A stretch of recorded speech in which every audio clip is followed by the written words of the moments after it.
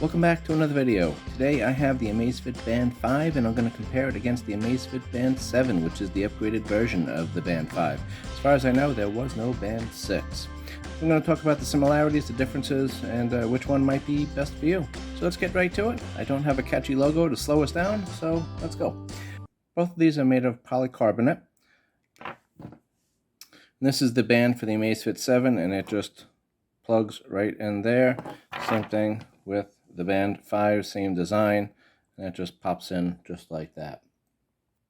Both these bands are made out of TPU, which is just a kind of plastic.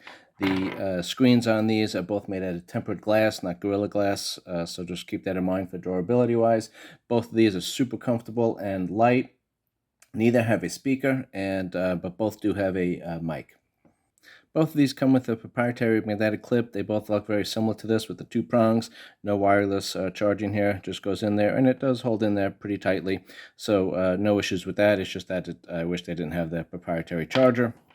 The chip information on these are not available. The amount of RAM and ROM are not available and not specified, likely because they're all very low. But I didn't have any issues with lag using either of these, and I've used this one for like 2 years, and I don't know, this one for like 6 months or something like that. So no issues with any of that kind of stuff. The IP rating is also not exactly specified, but Amazfit says that the Band 7 is waterproof to 5 atmosphere and 50 meters, where they say the Band 5 is water resistant to 5 atmospheres. But Amazfit does say that they both can be used for swimming. I got them plenty wet, but I didn't use them actually for swimming. On the Band 5, there is Bluetooth 5.0, and the Band 7 gets an upgraded 5.2 Bluetooth.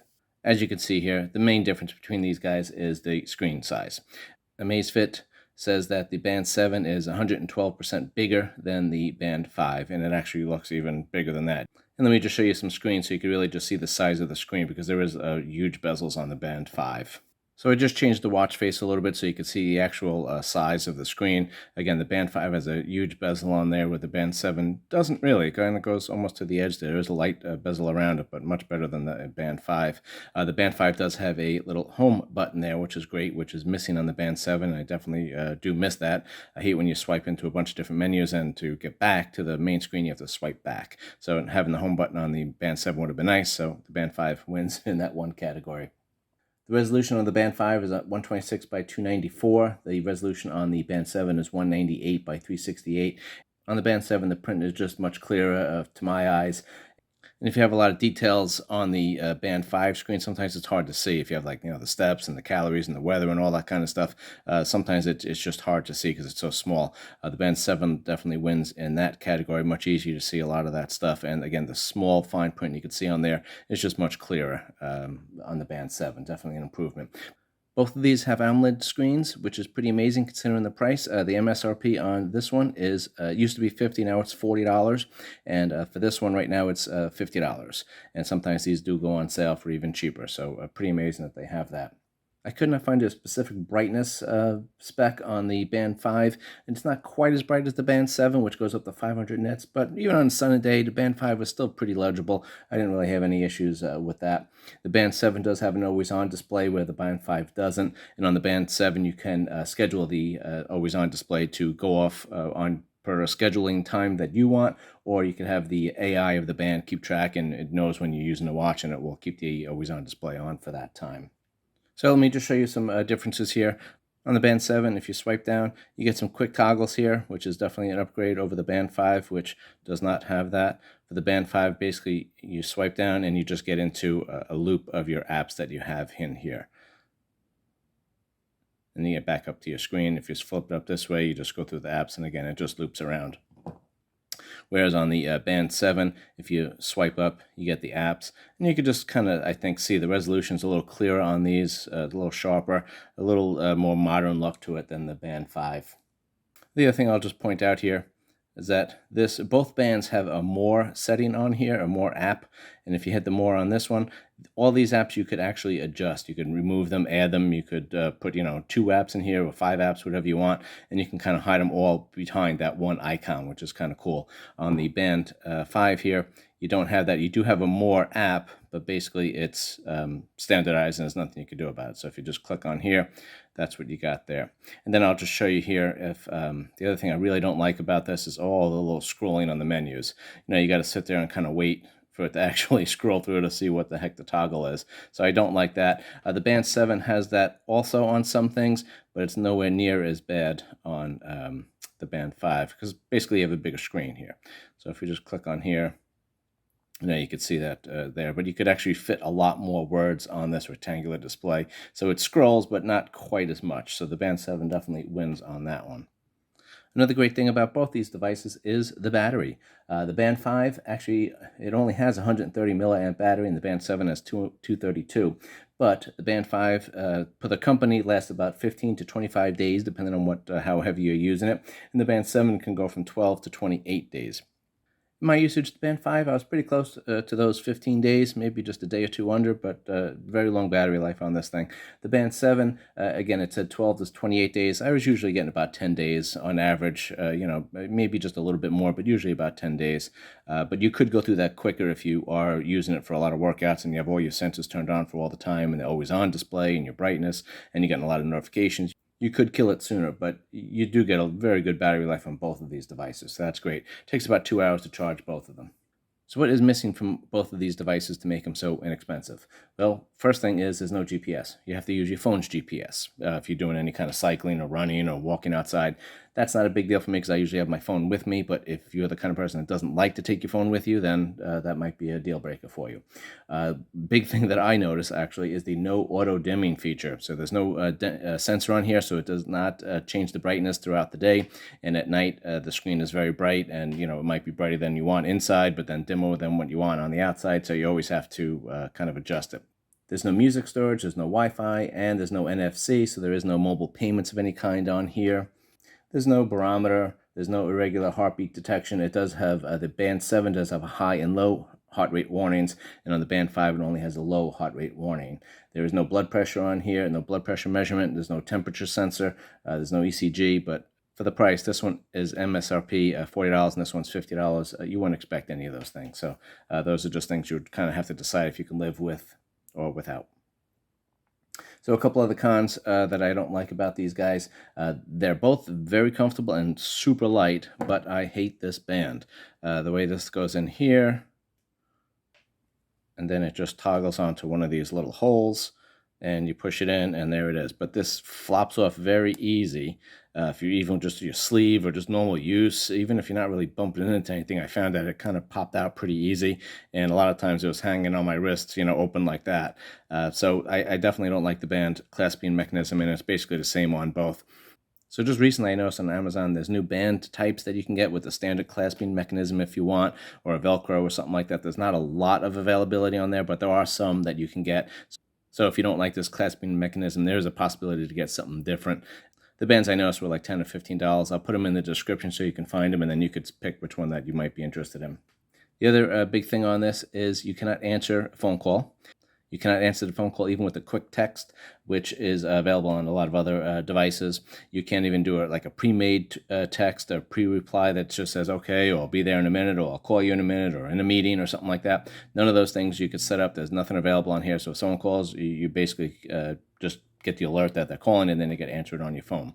If someone texts you, you do get the text, but you cannot respond to any of them. Again, no quick toggles, no quick responses, nothing. So just the text, which is a little limiting in a way, but that's how they make the battery last so long. The other thing I noticed on these guys is there's no water locking feature. On some of the other watches you get that, so if you're taking a shower or something like that, the screen will get wet and the water droplets will make the screen do a lot of different things and kind of flop through your menus and may change something. So just keep that in mind. It's not a big deal, but just keep it in mind. So let's get into some similar features on these guys. They both do have 24-hour heart rate tracking. I found that actually to be fairly accurate. Not 100%, but fairly accurate. Again, on the Band 5, it will detect high heart rate monitoring if you set that, and the Band 7 will do a low and a high that you could actually specify, what range you want it to be. Both measure the SpO2, and the Band 7 does have a low alert on that one. They both also measure stress, and they will give you a little alert if it's high, and they'll give you some breathing exercises and things like that for you to do to calm down. The Band 7 does have an upgraded biosensor. It is the biosensor 3.0, whereas the Band 5 is a 2.0.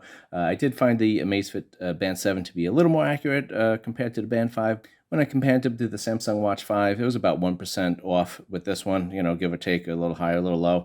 This one is maybe just a little more, and a couple of, tracking sessions were, 3 and 5% off, but most of the time was pretty close. The heart rate, for the most part, was pretty accurate. Again, sometimes it just kind of went a little wonky and went a little high or low, but most of the time it tracked pretty well. You could also control the music on this. You could, see what's playing. You control the volume. You can go to the next track, the previous track. You could do that with both of these, but there is no music storage on these guys. There's no third-party music apps that you could put on here.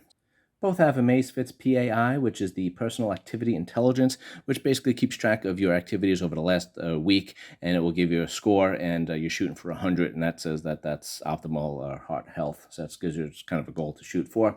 The Band 7, you can check your heart rate, stress, and blood oxygen all at the same time, and it just takes 45 seconds and just one icon that you have to hit on that. For the Band 5, you have to do them all separately. Not a major difference, but again, just pointing it out. Both have a stopwatch, a timer. Both have the weather, which updated just fine on both of them. No issues with that. Both have a Find My Phone feature. Both have a calendar, an alarm clock, a world clock. All the basic features are on both of these guys. Both can track the female cycles. Both work with iOS and Android, which is great. Both work with the Zepp app, and it's the same version of the Zepp app. But the Band 5 is just a little bit different on some of the features that are available on it. Both have sleep tracking. Both track your deep, your light, your REM, and your wake times and your naps, which is great. And for the most part, they're pretty accurate. Both of these will ask for your activities of what you were doing before bed and how you felt when you woke up. And both will give you some tips and maybe help you get a little better sleep, for what it's worth. Now, the other thing that the Band 7 has that the Band 5 doesn't have is you have a smart alarm on this. So if you set your alarm, and then you could toggle it to use the smart alarm, so it could wake you up to a half an hour earlier, and it will basically try to wake you up when you're in your lightest sleep cycle, so you wake up a little less groggy. That's available on the Band 7, not the Band 5. Alexa is the only assistant that is available on both of these. The Band 7, it took a little getting it set up, and you log in a couple of things. You had to add some apps and things, but it worked out just fine and worked perfectly. The Band 5, I could not get the Alexa app to work. I don't know what it is. Could have been user error. I don't know, but I did get it to work on the Band 7 with no problem, so I'm not sure. If you guys had similar issues with that, let me know. Also, keep in mind with the Alexa app, you cannot call out to Alexa for her to answer any of your questions or start a timer or anything like that. You actually have to find the icon, click it, and then Alexa will be listening. Then you say what you are asking for, and then it can only display it on the screen. There is no speaker for it to tell you anything. So there's definitely some limited functionality with that, but it is available if you want it. So for workouts, the Band 5 only has 11 sport modes, which was kind of disappointing. The Band 7 has 120, which is really a significant upgrade. So let me just show you on the Band 7 how to find out those workouts, because scrolling through 120 of them would be kind of a nuisance. So let's get into here. We just find the workout. And then again, there's a whole list here that you can modify which ones you want to be on this screen or not.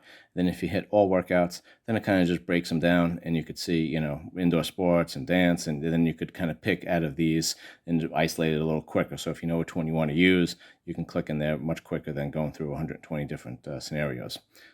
For workout auto detection, the Band 5 does none. The Band 7 only does walking, running, elliptical, and rowing machine. So still not a lot, but it does give you some. Both of these guys will give you a maximum oxygen uptake, which is the VO2 max, but the Band 7 goes a little further, and it does have a full recovery time, training load, and training effect. So the con I noticed on the Band 7 and the Band 5. So if you're in your workout screen, if you get into here, we go into workout, and let's just go ahead and do walking. I just gotta wait for this thing to get going.